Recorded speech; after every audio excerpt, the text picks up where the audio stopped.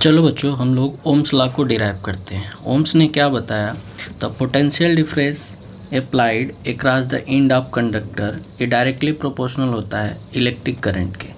तो यहाँ से हम लोग प्रोपोर्शनलिटी कांस्टेंट को हटाते हैं तो इक्वल टू आएगा और आर यहाँ पर प्रोपोर्शनलिटी कांस्टेंट है जिसको रेजिस्टेंस बोला जाता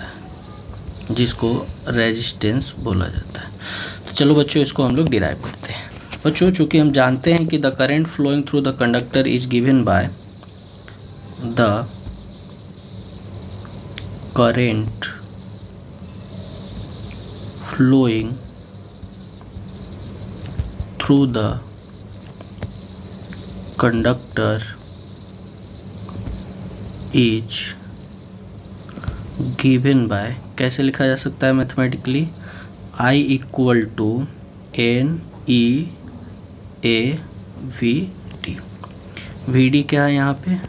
वी डी यहाँ पे ड्रिफ्ट वेलोसिटी ऑफ इलेक्ट्रॉन है, ड्रिफ्ट वेलोसिटी ऑफ इलेक्ट्रॉन है। एन क्या है? चार्ज डेंसिटी है। क्या है? चार्ज डेंसिटी है। डेट इज, इसको लिखा जा सकता है small n equal to number of charge per unit volume. क्या लिखा जा सकता है? Number of charge per unit volume. और ए क्या है? A cross sectional area of the conductor है। ए क्रॉस सेक्शनल एरिया है, क्रॉस सेक्शनल एरिया। ठीक है बच्चों, देखो बच्चों हम लोग जानते हैं कि जो ड्रिफ्ट वेलोसिटी है इसको मैथमेटिकली कैसे लिखा जा सकता है? ड्रिफ्ट वेलोसिटी का एक्सप्रेशन होता है E, capital E tau divided by M. यहाँ पे टाउ रिलैक्सेशन टाइम है और M mass of charge carrier है।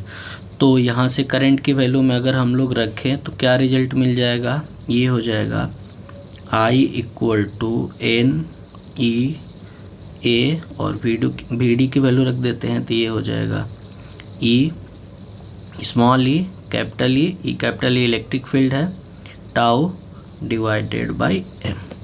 तो इसको थोड़ा सा सिंप्लीफाई करते हैं तो लिख सकते हैं N E square A tau divided by M into E.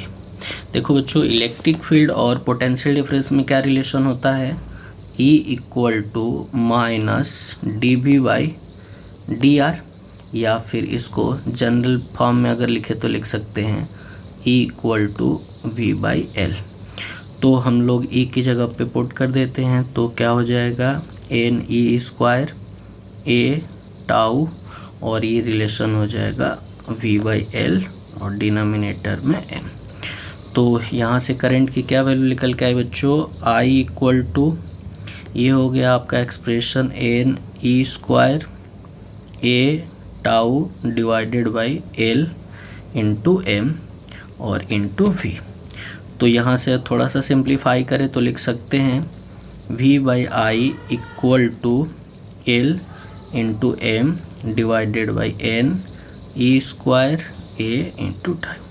देखो बच्चों, फॉर द पार्टिकुलर कंडक्टर के लिए जिसका लेंथ एल हो, ठीक है, और क्रॉस सेक्शनल एरिया ए हो, क्रॉस सेक्शनल एरिया ए हो, और टाउ रिलैक्सेशन टाइम है जो चार्ज कैरियर का, और ई चार्ज ऑन इलेक्ट्रॉन है और ए मास ऑफ इलेक्ट्रॉन है।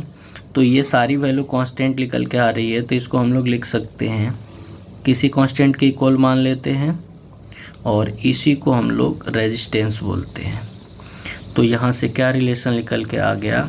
V divided by I equal to R. तो यहाँ से हम लोग लिख सकते हैं V equal to I into R. देखो बच्चों, यही ओम्स लॉ है।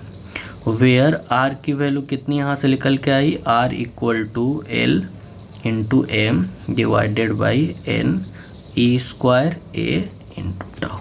ये न्यूमेरिकल में हेल्प करेगा बच्चों, इसको भी आप याद रखना। तो ये है ओम्स लॉ का डेरिवेशन। क्लियर? कोई दिक्कत? देख लो, कोई दिक्कत हो तो बताओ।